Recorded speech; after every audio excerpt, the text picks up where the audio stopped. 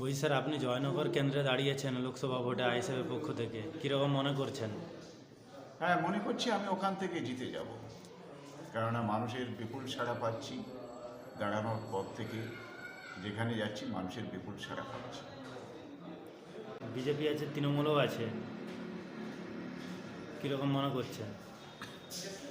ওখানে তৃণমূলের থেকে মানুষ সম্পূর্ণ মুখ ফিরিয়ে নিয়েছে। তাদের যে একেবারে আকণ্ঠ দুর্নীতি, হ্যাঁ, সেই দুর্নীতির জন্য মানুষ সব মুখ ফিরিয়ে নিয়েছে।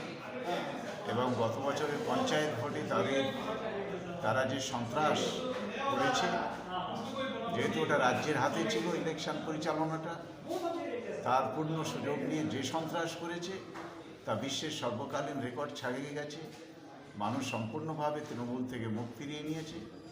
ওখানে ফাইটটা হবে মূলত বিজেপির সঙ্গে আমাদের। জয়নগরবাসীকে কী বার্তা দিতে চান?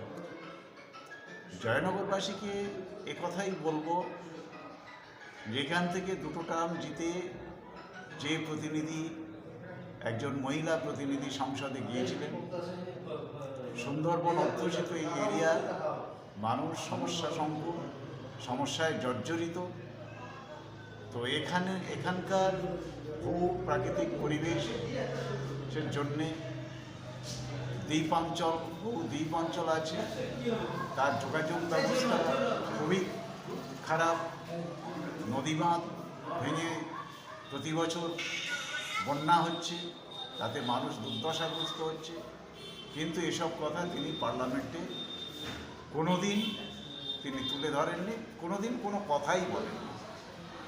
সন্দেশখালীতে যে এত বড় একটা ঘটনা হয়ে গেল, মহিলাদের উপর নারকীয় অত্যাচার চালানো হলো, মহিলারা সেখানে একেবারে প্রতিবাদে মুখর হলো। একটা জঘন্য অপরাধ মহিলাদের উপরে হয়েছে।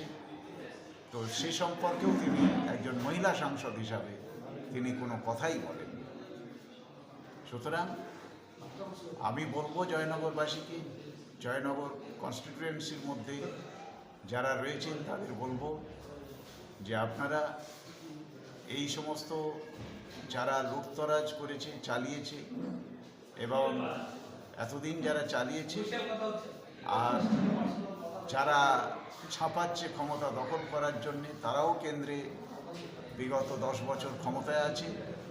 সেখানে দলিত, আদিবাসী, কৃষক বিরোধী যে আইনগুলো তারা পাশ করছে, তাতে আমাদের অবস্থা অত্যন্ত শোচনীয়।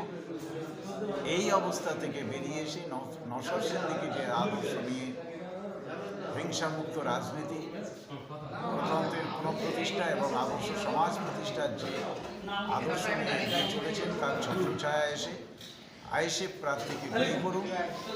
বিধানসভায় যেমন একা নওশাদ সিদ্দিকী মানে বিরোধী দলের বিরোধী নেতা হিসাবে তিনি যেভাবে জনবিরোধী নীতির বিরোধিতা করে যাচ্ছেন, সংসদে আমরাও সেই বিরোধিতা তুলব, জনবিরোধী নীতির বিরুদ্ধে বিরোধিতা তুলব। তাই আইএসএফকে জয়ী করার জন্য আমি আহ্বান জানাব। আপনার পরিচয় একটু সংক্ষেপে যদি বলেন। প্রথম পরিচয়, এখনকার পরিচয়, আমি 19 নম্বর জয়নগর লোকসভা কেন্দ্রের প্রার্থী। আর আমি একজন রিটায়ার্ড টিচার, এবং আমি সারা জীবন এই অনগ্রসর শ্রেণীর মানুষের জন্যে আমি লড়াই করে এসেছি। আপনার নাম? আমার নাম মেঘনাথ হালদার। Thank you.